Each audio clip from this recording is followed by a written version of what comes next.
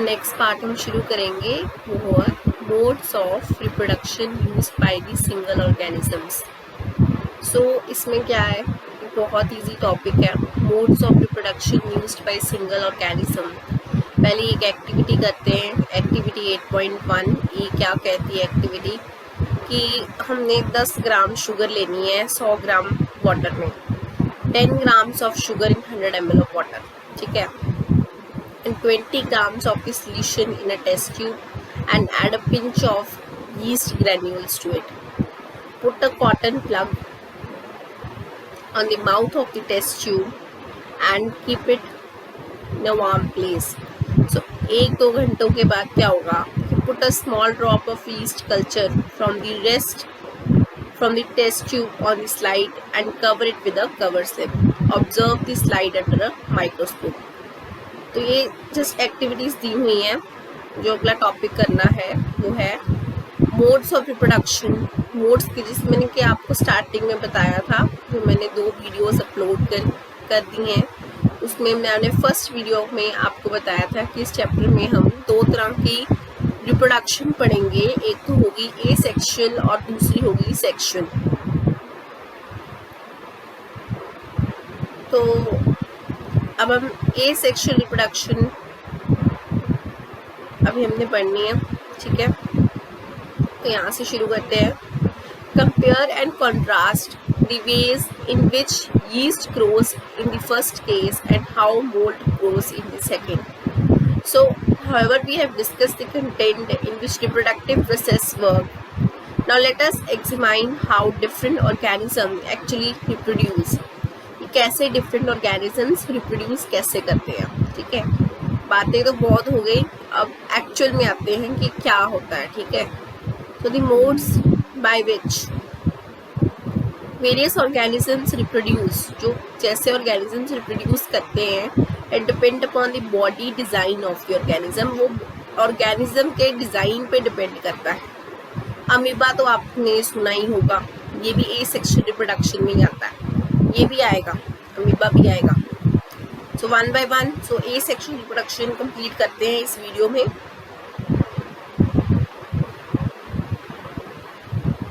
यहाँ तक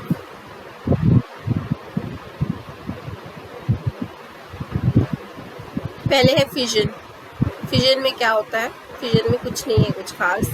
for unicellular organisms, unicellular organism कौन से होते हैं, जो सिंगल सेल होते हैं। यूनि का मतलब होता है सिंगल। फॉर यूनिसेलुलर ऑर्गेनिज्म, जो सेल डिवीजन है या फिजन है, that leads to the creation of new individuals. तो ये फिजन हो रही है, ये फिजन हो रही है, बाइनरी फिजन हो रही है, इसको हम बाइनरी फिजन कहते हैं, ठीक है। ये बाइनरी फिजन किस में हो रही है, अमीबा में हो रही है। जो अमीबा है, आपने पढ़ा होगा छोटी क्लासेस में कि इरेगुलर शेप होती है अमीबा की। फूड इनगल्फ कैसे करता है, स्यूडोपोडिया से फूड इनगल्फ करता है। आप मुझे लगता है आपने 6th चैप्टर में भी अमीबा के बारे में कुछ ना कुछ पढ़ा है। स्यूडोपोडिया से फूड इनगल्फ करता है, अमीबा की इरेगुलर शेप होती है ना, इसका पूरा प्रोसेस होता है। सो फॉर यूनिसेलुलर ऑर्गेनिज्म, जो सिंगल सेल ऑर्गेनिज्म होते हैं, fission and it leads to the creation of new individuals. Fission जो है वो न्यू इंडिविजुअल्स, यहाँ पे 2 न्यू इंडिविजुअल्स आ गए, ठीक है, जैसे मैंने आपको स्टार्टिंग में बताया था। Many different patterns of fission have been observed. जो डिफरेंट पैटर्न्स होते हैं फिजन के। Many bacteria and protozoa simply split into the 2 equal halves during the cell division. Bacteria और प्रोटोजोआ क्या होते हैं, ये माइक्रो ऑर्गेनिजम्स है, bacteria and protozoa. Living organisms such as amoeba.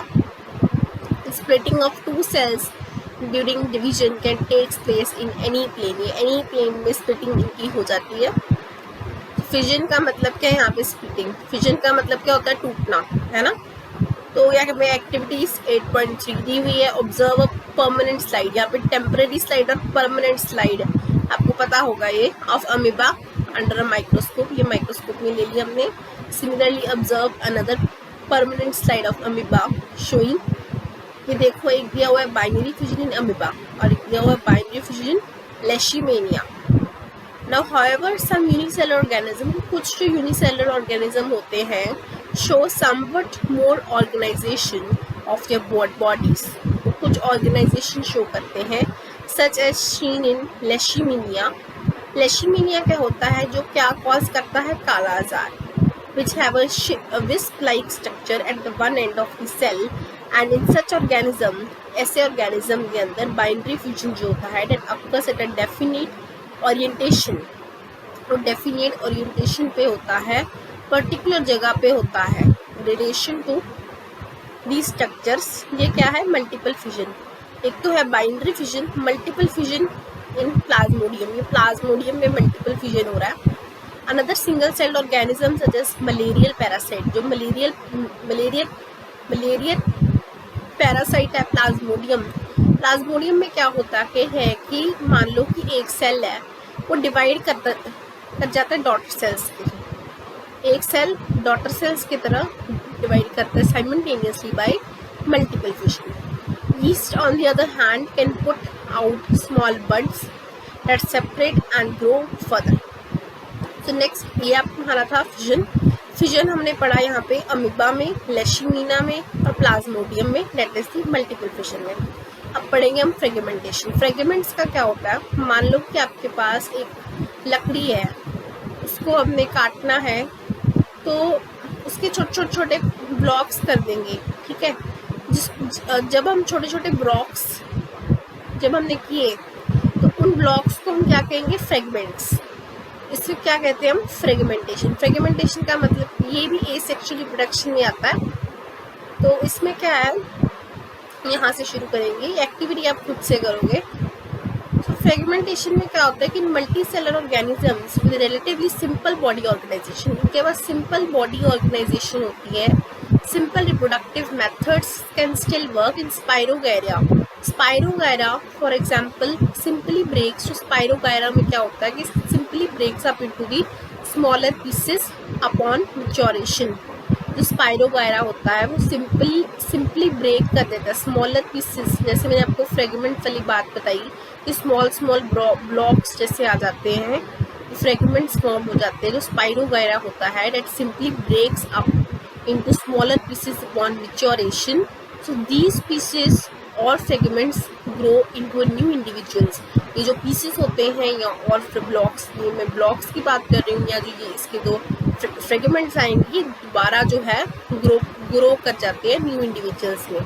So can we work out the reason for this based upon what saw in activity 8.4?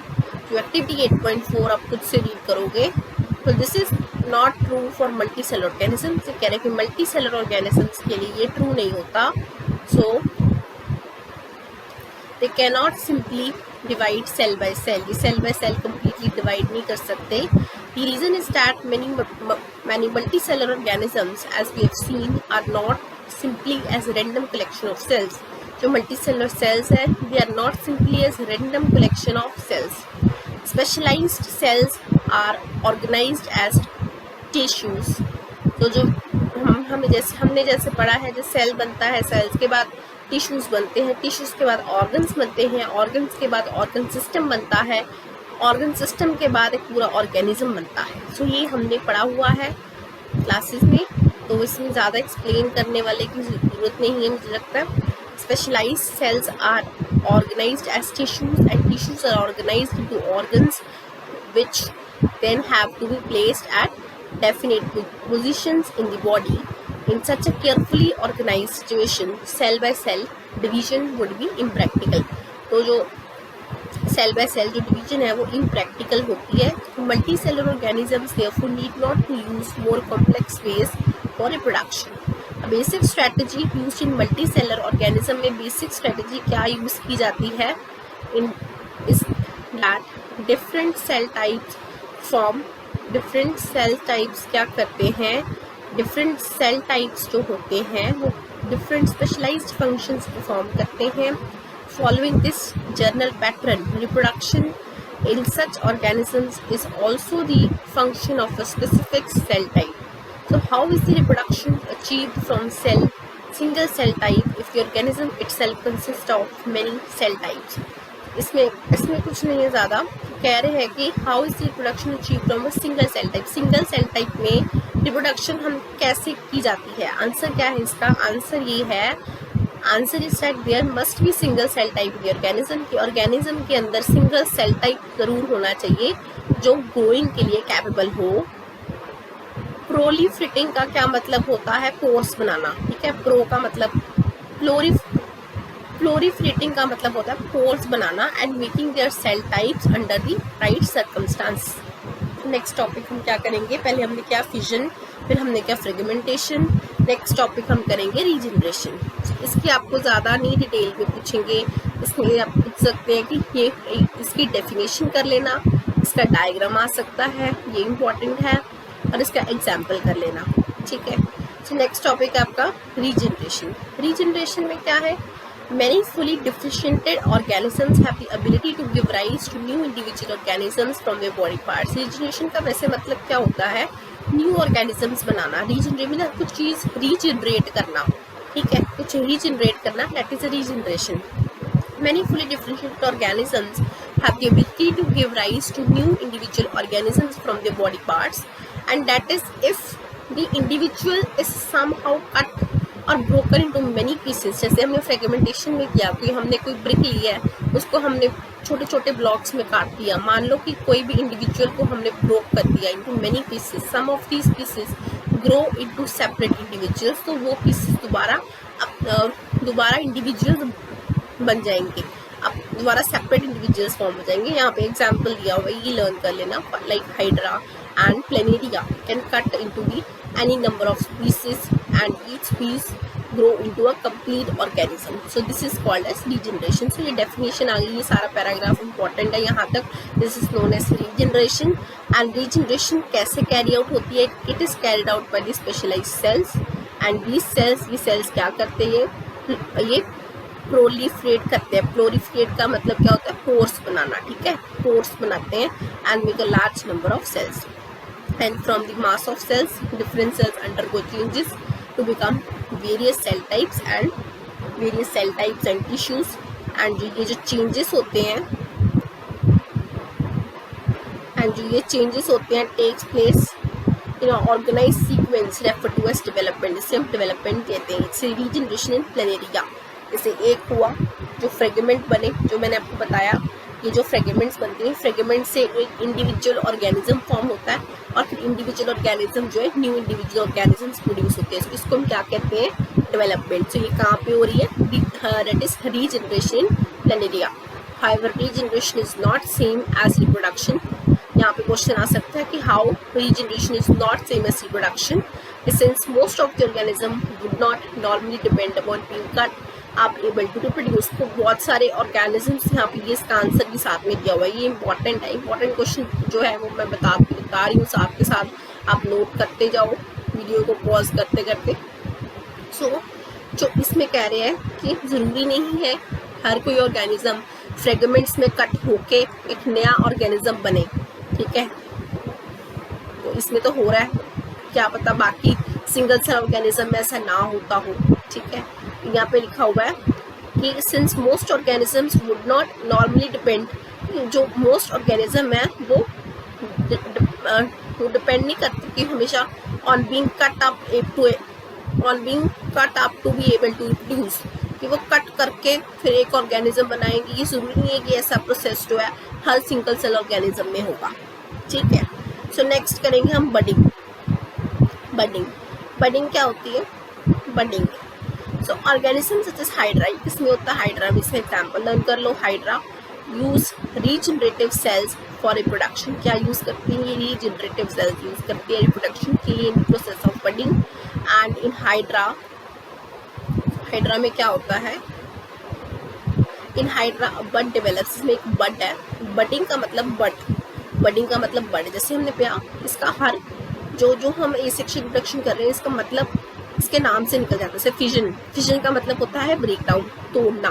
Fission and जैसे nuclear fission है ना, nuclear fission में क्या होता है, वैसे nuclear की ब्रेक डाउन होती है। फिजन का मतलब होता है तोड़ना। फ्रेगमेंटेशन का क्या मतलब होता है, फ्रेगमेंटेशन का मतलब होता है ब्रेक डाउन, ठीक है। उसके बाद रीजनरेशन का क्या मतलब होता है, रीजनरेट होना। बडिंग का क्या मतलब होता है? बड, एक बड से रिप्रोड्यूस होना, है ना। Organism such as hydra use regenerative cell, ये रीजनरेटिव सेल यूज करता है। रीजनरेटिव सेल मतलब जो रीजनरेट करे, वो सेल जो रीजनरेट करे for reproduction in the process of budding. And hydra, अब बड डेवलप्स, इसमें क्या होता है, जो बड है वो डेवलप करती है outgrowth due to repeated cell division at one specific sites. जो बड्स होती है डेवलप इनटू टाइनी इंडिविजुअल्स, ये जो बड है टाइनी इंडिविजुअल्स में डेवलप हो जाती है। किस में डेवलप हो जाती है? टाइनी इंडिविजुअल्स में। And when fully mature detach from a parent body, जब मैच्योर हो जाती है, ये पेरेंट डिटैच का मतलब होता है छूट जाना, ठीक है। जैसे मैंने यहाँ से लुधियाने से फॉर एग्जाम्पल मैंने प्रोडक्ट दिल्ली तक पहुँचाना है, और वहाँ के जो दिल्ली वालों ने, मतलब उनकी जो फैक्ट्री होगी, उन्होंने वहाँ से अपना जो प्रोडक्ट है वो उसको डिटैच कर लेना है, ठीक है। डिटैच का मतलब होता है अलग हो जाना, ठीक है। जैसे हम अपने पेरेंट्स से अलग हो जाते हैं, ठीक है। एंड बिकम इंडिपेंडेंट इंडिविजुअल्स, वो एक इंडिपेंडेंट इंडिविजुअल्स, जब 18 के हो जाते हैं तब हम इंडिपेंडेंट हो जाते हैं, ठीक है। If we are below 18 then we are dependent upon our parents, and if we are above 18 we are independent। ये बड, एक बड यहाँ पे डेवलप होता है, ठीक है। ये बड यहाँ पे जब बड बहुत बड़ा हो जाता है या डिटैच हो जाता है, ये पेरेंट है, ये इनको हम कहते हैं टेंटिकल्स। ये जो देख रहे हो आप, इसको हम कहते हैं टेंटिकल्स। आई होप आपको यहाँ तक समझ आ गया होगा। तो नेक्स्ट हम करेंगे vegetative propagation. Vegetative propagation, vegetative propagation के बाद हम स्पोर फॉर्मेशन करेंगे। 2 टॉपिक्स करेंगे हम इस वीडियो में, ये 2 रह गए हैं हमारे। वेजिटेटिव प्रोपोगेशन, वेजिटेटिव प्रोपोगेशन क्या होती है? There are many plants in which parts like root, stem, leaves develop into new plants. ये जब डेवलप करते हैं under the appropriate conditions. Unlike in most animals, plants can indeed use such a mode for reproduction. So this property of vegetative propagation use तो होती है वैसे vegetative propagation. The property of vegetative propagation is used in methods such as layering or grafting. So ये अभी ये important है, ये property use क्यों है? यहाँ से आपको question आ सकता है। लेयरिंग में यूज होती है और ग्राफ्टिंग में यूज होती है, और to grow many plants like sugarcane, roses और ग्रेप्स फॉर एग्रीकल्चर पर्पसेस। तो ये यहाँ पे इसका यूज पूछ सकते हैं, यूज क्यों है? Plants raised bye vegetative propagation, जो प्लांट्स रेज होते हैं वेजिटेटिव प्रोपगेशन से यूज होते हैं, तो बियर कर सकते हैं flowers and fruits. Flowers and fruits bear करते हैं earlier than those produce from seeds. So plants raised by vegetative propagation, जो plants vegetative propagation से raise करते हैं वो क्या bear करते हैं? Flowers और fruits bear करते हैं earlier those produced from seeds. So such methods also make possible for the propagation of plants. Propagation of plants is banana, orange, rose, jasmine that have lost the capacity to produce the seeds. Another advantage of this vegetative propagation. So what is the advantage? ये पूछ सकते हैं advantage, ये जो paragraph important है, ठीक है। यहाँ पे important है मतलब वहाँ पे important है। Another advantage of vegetative propagation is that all plants produce are genetically similar enough to the parent plant. तो जो जितने भी प्लांट्स डेवलप हुए हैं वो अपने आइडेंटिकल है, अपने पेरेंट से आइडेंटिकल है। जैसे मैंने सिमिलैरिटी की बात की थी स्टार्टिंग में, ठीक है, तो आइडेंटिकल है, एक आपका और टर्म ऐड होगा, सिमिलैरिटी भी आइडेंटिकल भी। आप अपने पेरेंट्स से आइडेंटिकल हो वो तो अलग बात है, 99.9% आप आइडेंटिकल हो और 0.1% डिफरेंस आता है, उसको वेरिएशन कहते हैं। तो इसमें हम आइडेंटिकल की बात कर रहे हैं कि जो ग्रो होता है प्लांट वो आइडेंटिकल होता है पेरेंट्स से, होता तो आइडेंटिकल है ना। आप हो तो अपने पेरेंट्स के बच्चे ना, मतलब आप अपने पेरेंट्स क्या हुए? आइडेंटिकल हुए ना कुछ हद तक, तो आइडेंटिकल तो हो ना, ये बात कर रहे हैं। Similarly birds notches along the leaves, Bryophyllum, यहाँ पे ब्रायोफाइलम दिया हुआ है, फॉल ऑन द सॉइल। जो लीफ जो है, लीफ ऑफ ब्रायोफाइलम, ये किस प्लांट का लीफ है? ये ब्रायोफाइलम का लीफ है, leaf of Bryophyllum with birds. या जो ब्रायोफाइलम है यहाँ पे उसके बड्स निकले हुए ये शो किया होगा।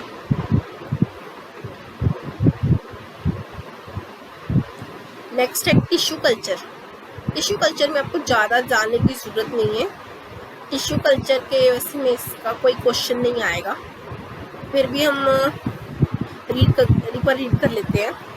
इन tissue culture new plants, tissue culture में क्या होता है कि new plants are grown by removing tissue और separating cells from the growing tip of the plant. जो टिश्यू कल्चर है, सब नाम से क्या पता चलता है, टिश्यू कल्चर, टिश्यू का कल्चर यूज करना है ना। इसमें क्या करते हैं, बेसिकली एक टिश्यू को ले लेते हैं, एक मास ऑफ सेल होता है उसको हम कहते हैं कैलस। मास ऑफ सेल, जितने भी सेल्स है, जितने भी सेल्स इकट्ठी हो जाते हैं तो उसको हम कहते हैं कैलस। और the callus is transfer to another medium. तो ये आप रहने दो, ये आपके लेवल का नहीं है अभी, ये बीएससी वगैरह में पढ़ाते हैं, तो ये टिश्यू कल्चर वगैरह आप रहने दो, ठीक है। या +2 लेवल में अगर आप मेडिकल लोगे तो ये आएगा शायद, थोड़ा बहुत इंट्रोडक्शन, ये आप मत करो। तो ये सिर्फ मोर टू नो है, अगर आपका मन करता है तो you can read also this. Next topic करेंगे that is spore formation. Spore formation नाम से मतलब है स्पोर्स फॉर्म करना है। स्पोर फॉर्मेशन इन राइजोफस, राइजोफस में स्पोर्स फॉर्म होते हैं इसमें। Spore formation even in many simple multi cellular organism. Multi cellular organisms में क्या होता है, specific reproductive plants can be identified.